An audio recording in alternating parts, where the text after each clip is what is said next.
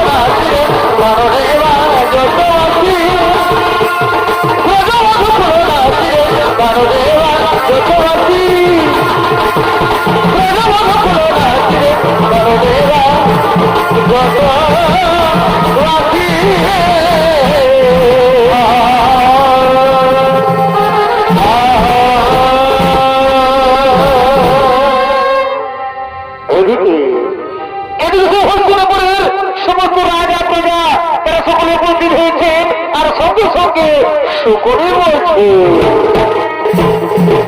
ভাগ্নে দুর্যোধন যা ভাগ্নে যা তুমি সেই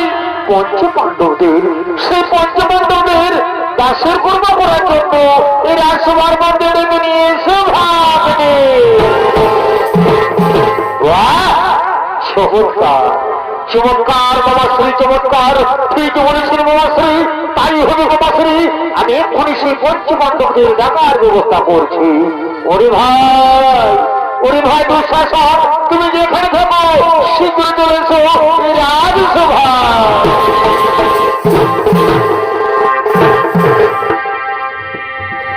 এ ভাই ধৃতরাষ্ট্র বারে ভাই সন্তান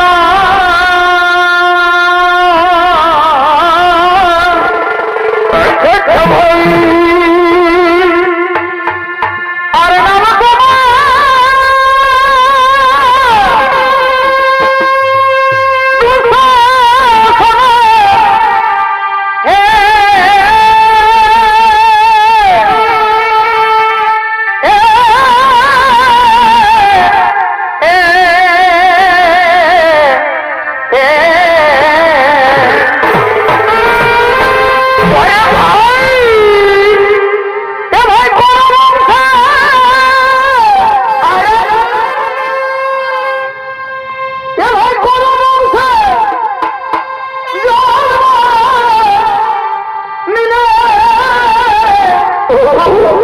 গান্ধারীরা কোলে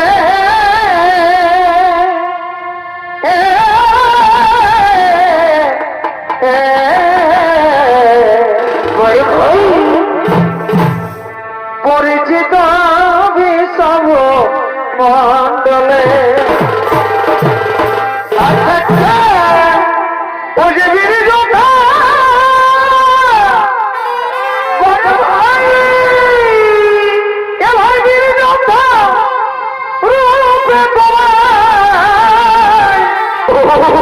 জানে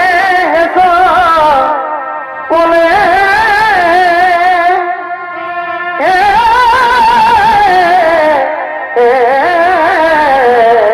চমৎকার ভাই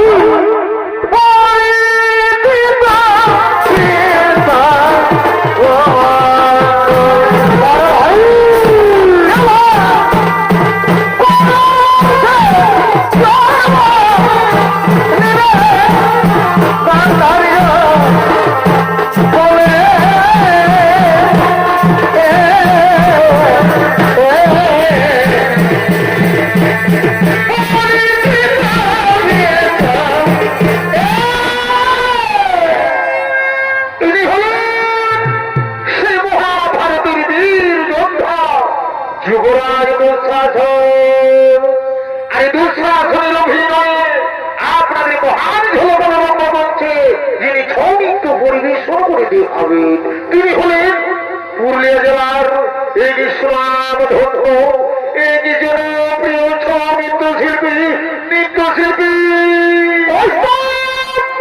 জীবন সিং সরকার।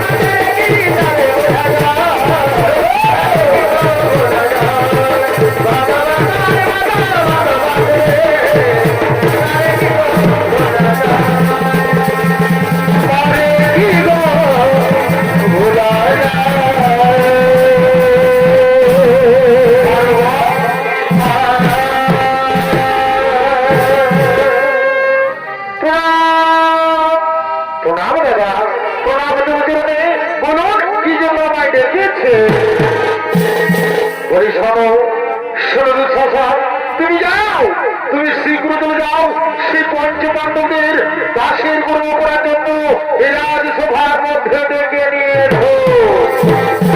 হে দাদা, আমি আপনাদের অক্ষরে অক্ষরে করিব পালন। আমি একটুখানি বিলম্ব করব না, আমি চললাম সেই পঞ্চপাণ্ডবদের ডেকে নিয়ে আসার জন্য।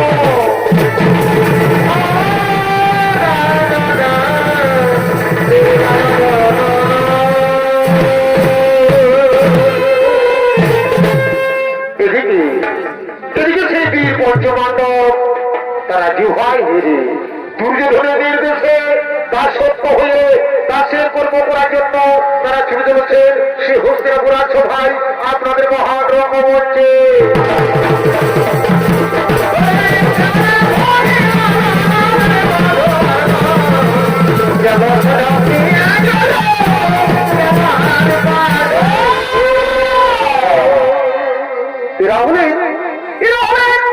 শ্রী মহাভারতের বীর পঞ্চপাণ্ডব তারা দুর্যোধনের নির্দেশে দাসের কর্ম করার জন্য সে হস্তিনাপুর রাজসভার দিকে আগমন করছে।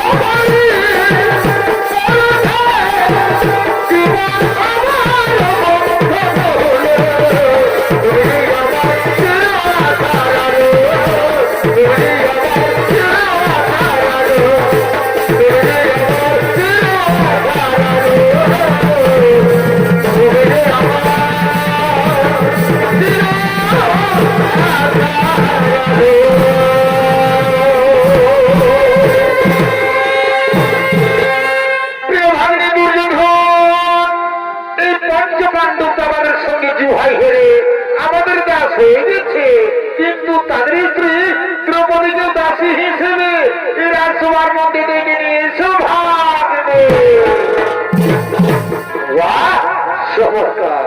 চমৎকার বোমাশ্রী, ঠিক বলেছেন বোমাশ্রী, তাই হবে বোমাশ্রী, তাই হবে। প্রতিকামী তুমি শীঘ্র চলে এসো রাজসভা।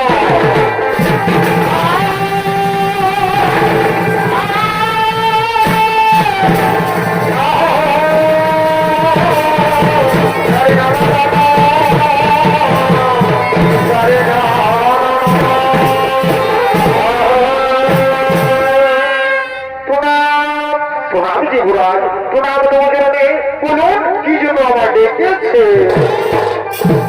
বলি শোনো, শোনো প্রতিগামী, তুমি যাও, তুমি শীঘ্র চলে যাও সেই দ্রৌপদীর কাছে, তাকে জানিয়ে দাও, তাকে জানিয়ে দাও যে দুর্যোধন তাকে জুহার জিতেছে। তাই বিবাদীকে দেখে বিলম্ব করো না, তুমি শীঘ্র চলে যাও সেই দ্রৌপদীকে ডেকে নিয়ে এসে রাজসভা। এই যুবরাজ, তাই হবে যুবরাজ, আমি আপনার কথা মতোই আমি চললাম সেই দ্রৌপদীর কাছে।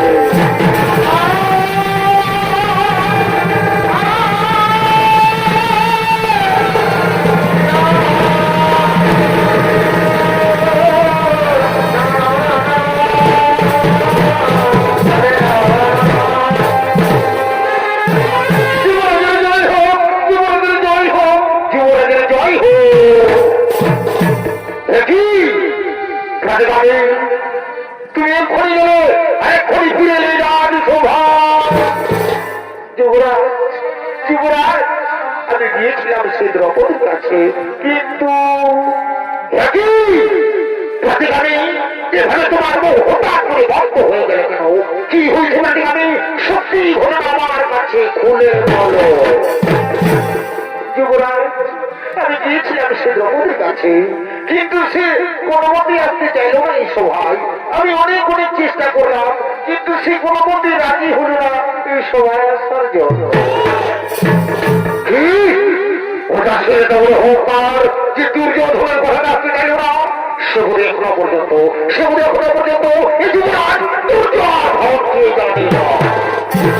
যে দুর্যোধনের কথা অমান্য করি তাকে দুর্যোধন কি শাস্তি দেয়? ওই ভাই দুঃশাসন, তুমি যেখানে থাকো শীঘ্র তুমি সবার কাছে।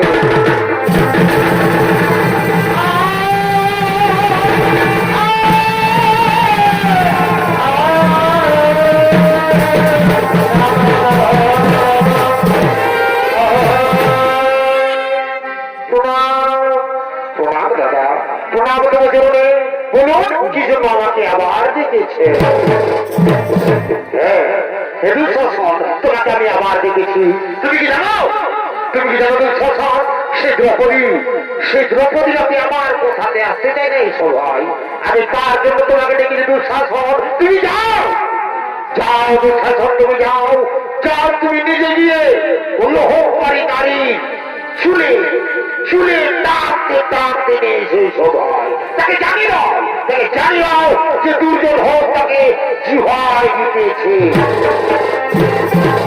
হে দাদা, আমি তো পূর্বে বলেছি আমি আপনাদের বলতে পারো, আমি ওই দ্রৌপদীর চুলে টানতে নিয়ে আসবো।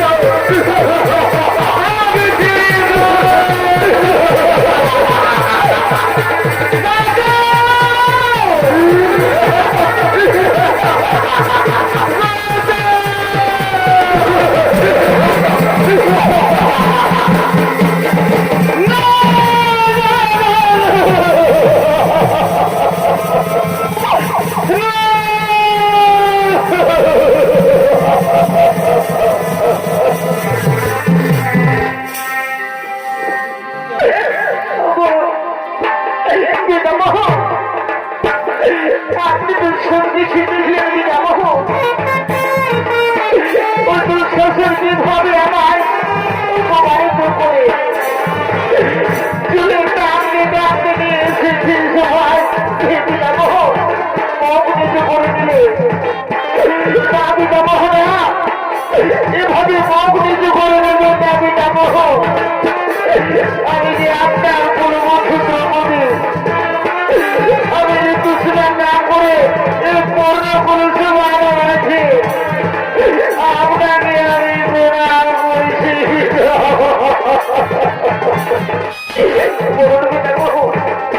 আমি কি অপরাধ করেছিলাম সেভাবে আমায় অপমান করা হচ্ছে?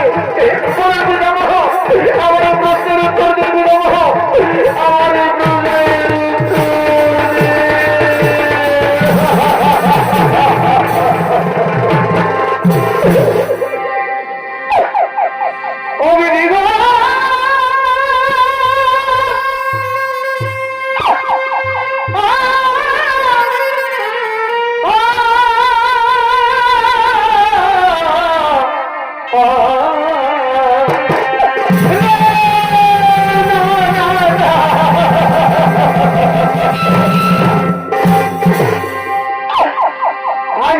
কি করিলে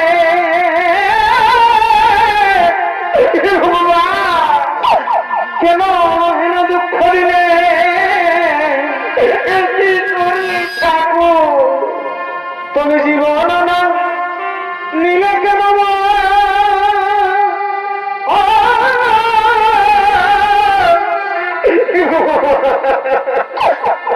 আমি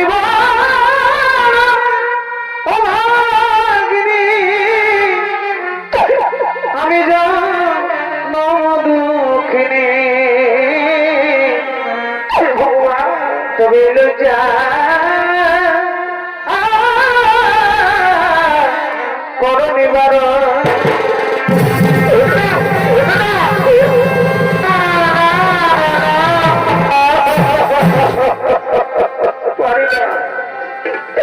আমি মানুষ সহ্য করতে আমি আর পারি না। আমি দুঃখ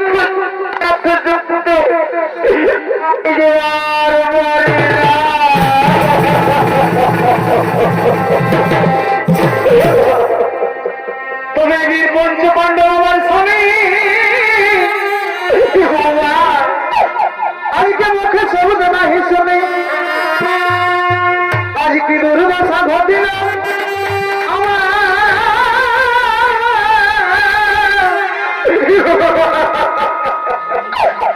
তুমি আজকাল সবার মাঝে আমি বড় মরি না যে ঠিক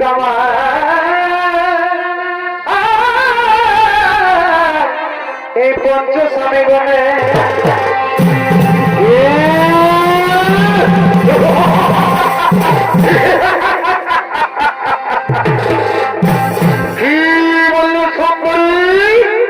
তোমার পঞ্চপাণ্ডব স্বামী না, তুমি এখনো কিছুই জানো না। শোনো সুন্দরী, তোমার পঞ্চপাণ্ডব স্বামী তোমাকে রক্ষা করতে পারবে না। কারণ তুমি জানো সুন্দরী, তোমার পঞ্চপাণ্ডব স্বামীরা আমাদের সঙ্গে জুয়ায় হেরে আমাদের দাস হয়ে গেছে। আর জানো সুন্দরী, তোমার পঞ্চপাণ্ডব স্বামী আর কি করেছে? তোমার ওই পঞ্চপাণ্ডব স্বামীরা আমাদের সঙ্গে জুয়ায় তোমাকেও হেরে গেছে।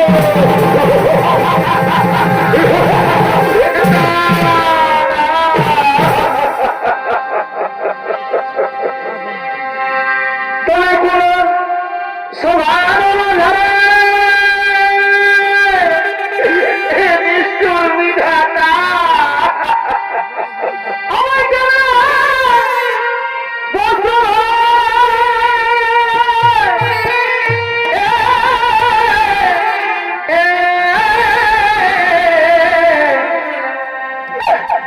এই কুলাঙ্গার দুষ্টাম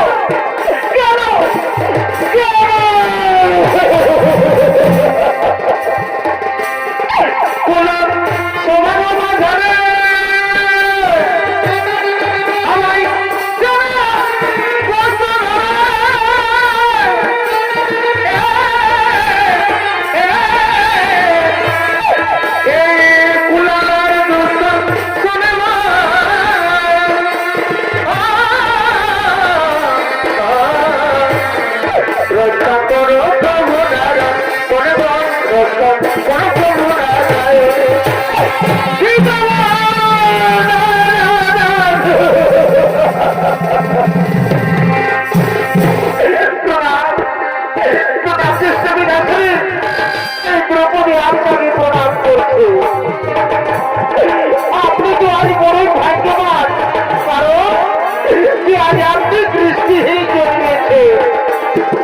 আর আজ যদি আপনি দৃষ্টিহীন না হতে তবে ভাগের দুর্দশা দেখে, এই দ্রৌপদীর দুর্দশা দেখে আজ আপনি বলছেন দৃষ্টি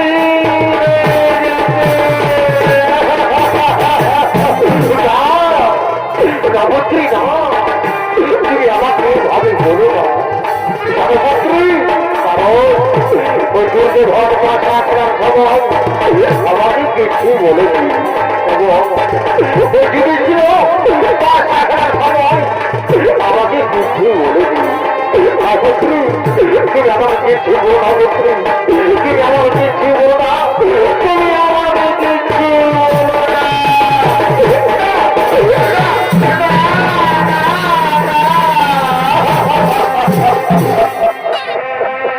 আমি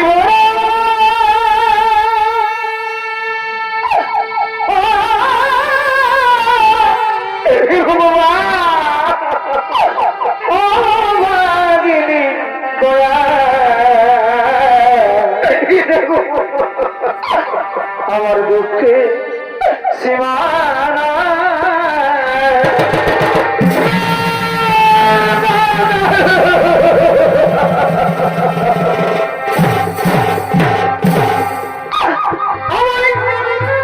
চুলে ধরে টানিয়া রে,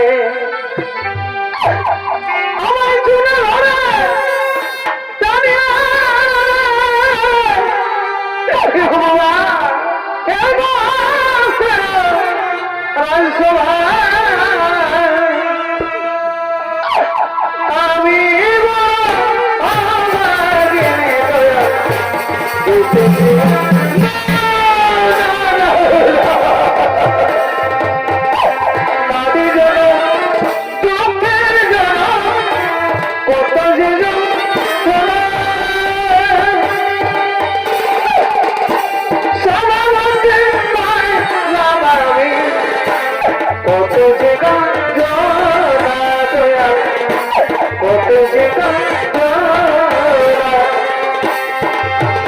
আমি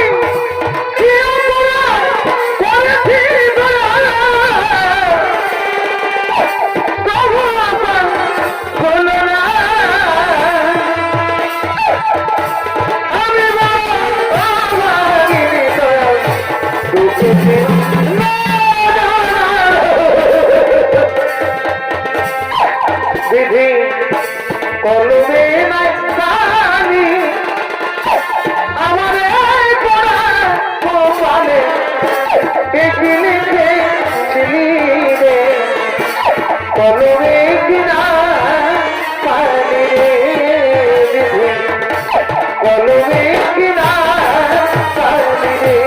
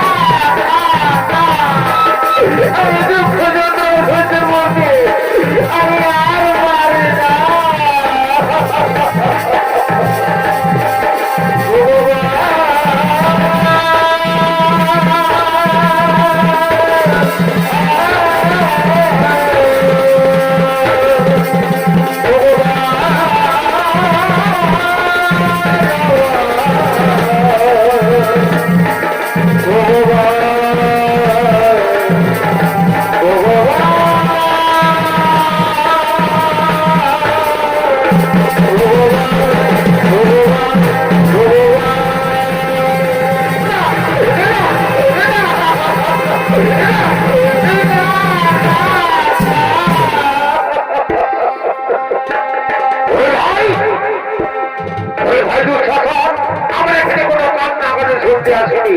তুমি যাও, তুমি যাও, এই দ্রৌপদীর বস্ত্র ফেলে তাকে নির্বস্ত্র করে এই সভা মাঝে উলঙ্গ করে দাও।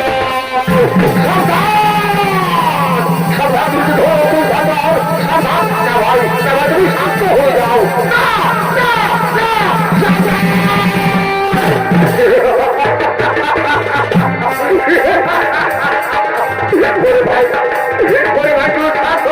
তুমি দেখো দেখো দেখো ওদিকে দেখো দেখো পঞ্চপাণ্ডব জুহাই হেরে তারা কিভাবে ছটপট ছটপট ছটপট করছে।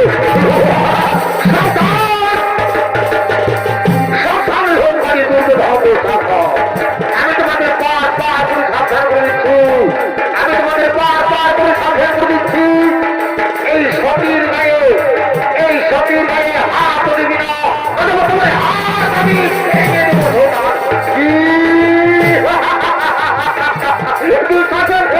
শুনলে তারা কি বলে হাত ভেঙে দেবে?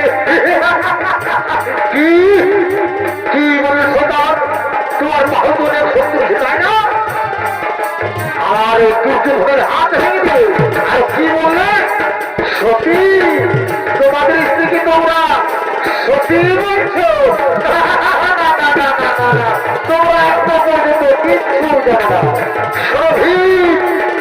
সতী কাকে বলে তা বোধহয় তোমরা জানো না। যে নারী পাঁচ পাঁচের স্ত্রী হয়ে থাকে, যে নারী পাঁচ পাঁচের স্ত্রী হয়ে থাকে সেই নারীকে কোনোদিন সতী বলা যায় না। তাকে কি বলে জানো? তাকে জ্বর, তাকে জ্বর, তাকে জ্বর।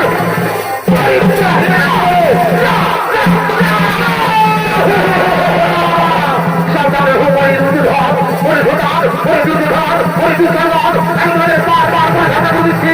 চুপ হয়ে চুপ হয়ে চুপ হয়ে যাও, তোমার হাত আমি ভেঙে দেবো।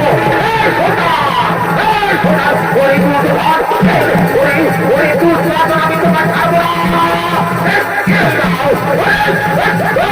ওরে সোনার, চলে আয়, চলে আয়, সোনার, আমি তোমাদের খাবো না। ওরে সোনার, ওরে দুর্যোধন, ওরে দুর্যোধন, আমি তোমাদের বলেছি আমার দাদা আমাকে একটু আদেশ করে না, সেই রাজ সবার তোমাকে আমি কেন সোনা সোনা দুটো সবাই হাতে দাও।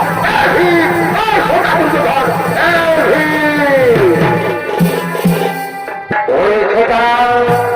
তুমি যে পর্যন্ত জানো না যে তোমরা আমাদের সঙ্গে জিহাই হেরে গেছো, তাই যেমনি ভাবে জিহাই হেরেছো তেমনি ভাবে দাসের মতো নিজের জায়গায় বসে যাও।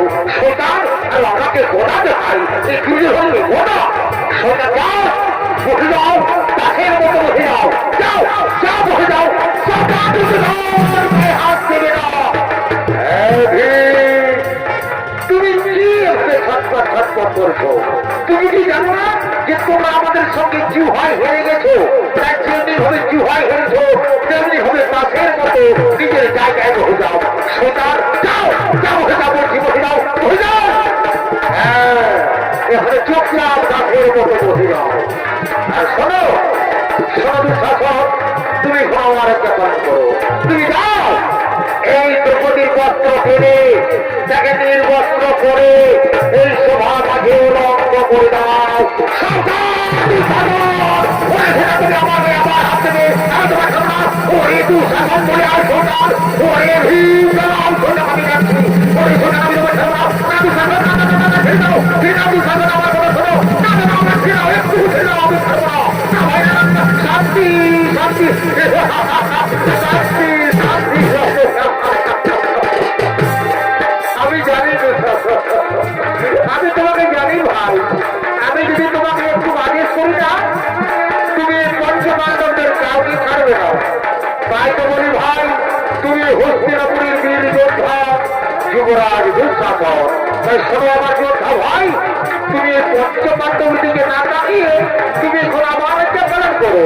তুমি যাও এই দ্রৌপদীর বস্ত্র কেড়ে তাকে নির্বস্ত্র করে এই সভাটাকে উলঙ্গ করে দাও। দেখি আমি তাকে জিহাই দিতেছি, তাকে এই সভা মাঝে তাকে লাগে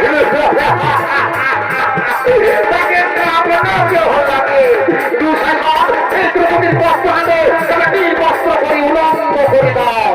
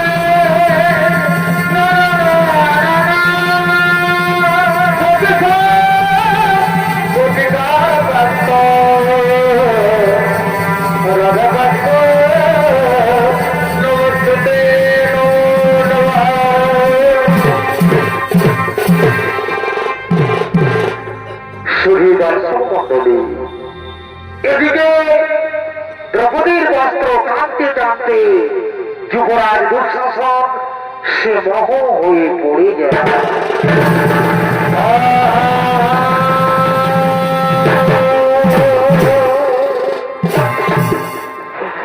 কারণ সত্য যুগে একদিন গর্গমণি গঙ্গা জলে স্নান করছিলেন।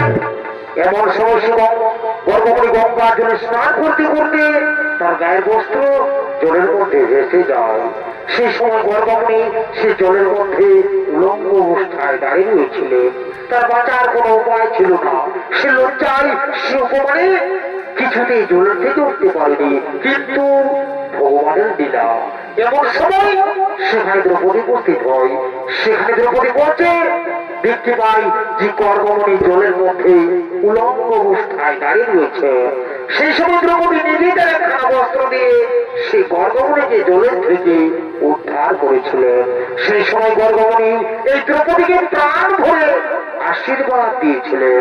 তাই সুযোগের সকলেই তাই সেই গর্গমণির আশীর্বাদে আজ স্বয়ং নারায়ণ এসে, আজ স্বয়ং কৃষ্ণ ভগবান এসে দ্রৌপদীকে বস্ত্র দিয়ে তার লজ্জা নিবারণ করেছে।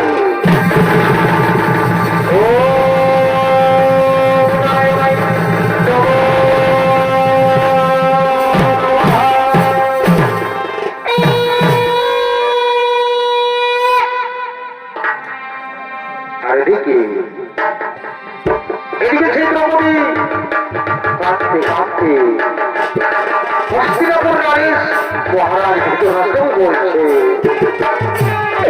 হস্তিনাপুর নরেশ মহারাজ ধৃতরাষ্ট্র, আপনার সভার মাঝে নারীর উপবাস করা হয়েছে। যে নারী আজ কখনো কোনদিনও ওই সূর্যের প্রকাশ পর্যন্ত দেখেনি, যে নারীকে আজ কখনো কোনদিনও ওই পবনও শুনতে পারেনি, যে নারী আজ নিজের ঘরে নিজের রাজসভায়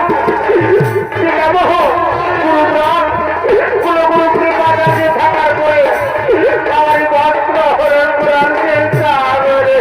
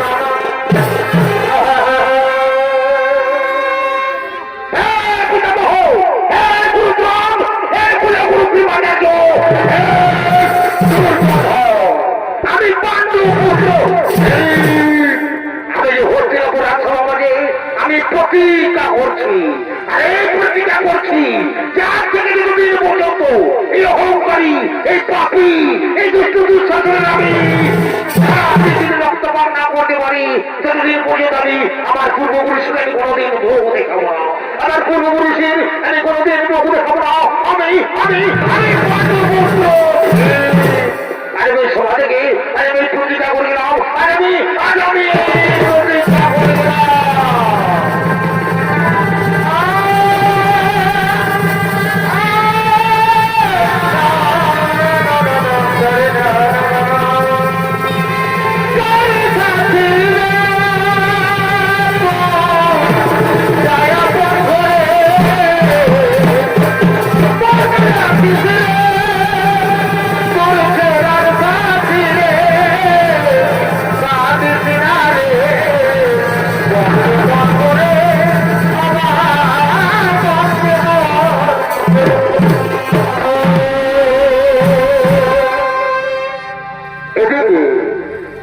সেই বীর পঞ্চপাণ্ডব তারা দুর্যোধনের নির্দেশে চলে যায় 1 বছরের কাজবাস এবং 12 বছর বনবাসে চলে যায় এবং তাদের এই কাজবাস এবং বনবাস পূরণ হয়ে যায়।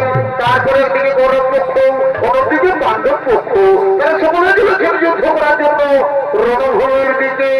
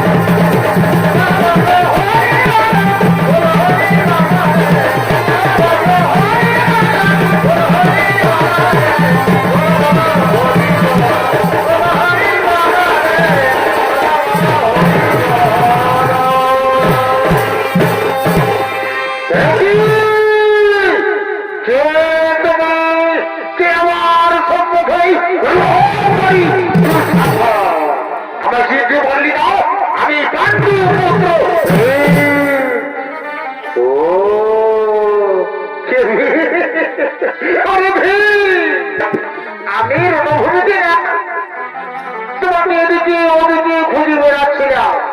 আমি অন্য ভেবেছিলাম, যে তুমি রণভূমি ছেড়ে তুমি আমার ভয়ে তোমাদের দ্রৌপদীর আঁচলের মধ্যে তুমি লুকিয়ে রয়েছ। সাবধান শয়তান, আমি তোমার ভয়ে লুকিয়ে রয়েছি। ওরে শয়তান, তোকে আমি আছড়ে আছড়ে মারবো। মনে করেছি রাজসভার কথা আমরা পঞ্চপাণ্ডব সামনে ঢাকার পরেও আমাদের 45 বস্ত্র হরণ করার চেষ্টা করেছিলি। ওই শয়তান, আজ আমার হাত থেকে তোমাকে কেউ রক্ষা করতে পারবে না। তাই ধরে পুরো করলাম এই কোটা দিয়ে তোমার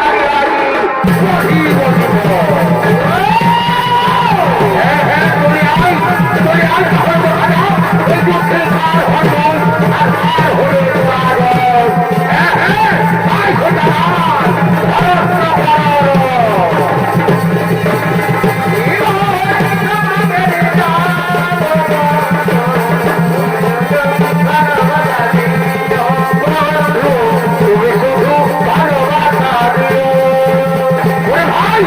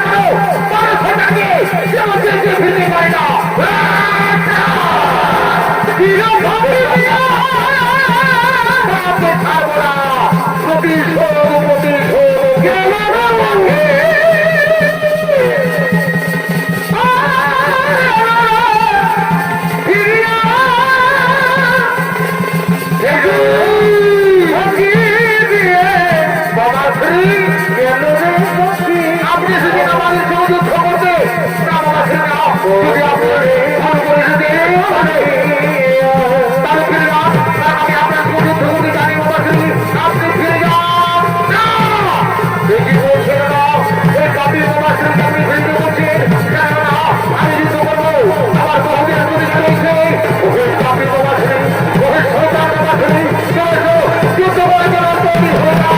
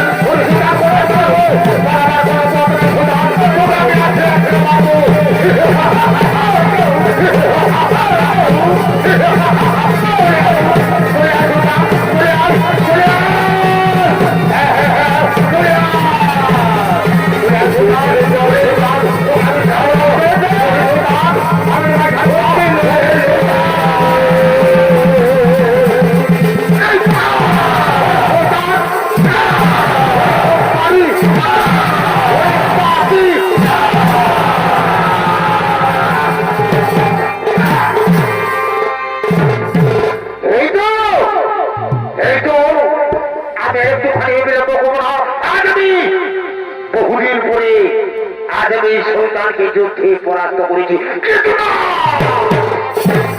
কিন্তু না না না, আজ আমি আমার বহুদিনের প্রতীক আমি পালন করব। এই শতাবের ছাতি কিনে আমি রক্ত পান করবো। ওই পাপি মনে পড়েছিল তোমার কথা? না না না না না না, আমি তোমার ছাড়বো না। ওই শোতাব আমি তোমার ছাড়বো না।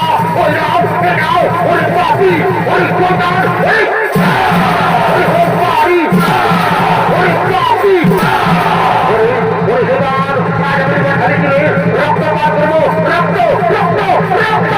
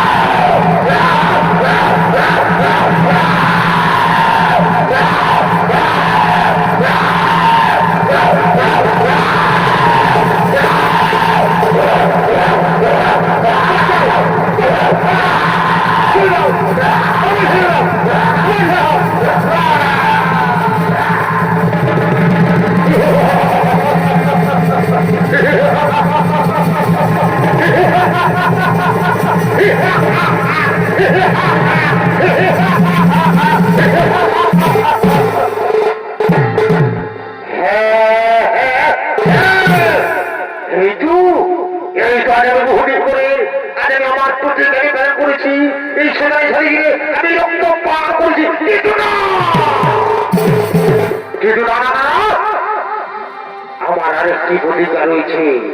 সেই প্রতিজ্ঞা হলো আমাদের পাঁচালী। আমাদের পাঁচালী সে রাজসভায় প্রতিজ্ঞা করেছিল যে দুষ্টুদুর শাসনের রক্ত দিয়ে তাকে ধৌত করবে। কিন্তু না কিন্তু না না না, আমি একটুখানি অবিলম্ব করব না। এই সোনায় ছাড়ি দিয়ে আমি রক্ত নিয়ে যাবো সেই দ্রৌপদীকে ধৌত করার জন্য। ওরে পাপি, আমি তোমার ছাড়বো না। ওরে পাপি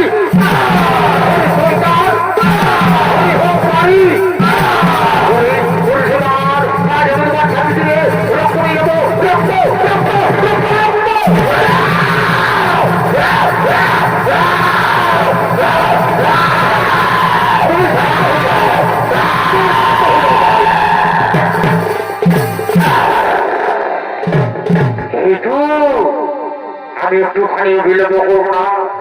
এই রক্ত নিয়ে যাবো আমাদের দ্রৌপদীকে ধৌত করার জন্য। আমি শীঘ্র চলে যাবো আমাদের পাণ্ডার কাছে। এই রক্ত নিয়ে আমি শীঘ্র চলে যাবো আমাদের দ্রৌপদীর কাছে।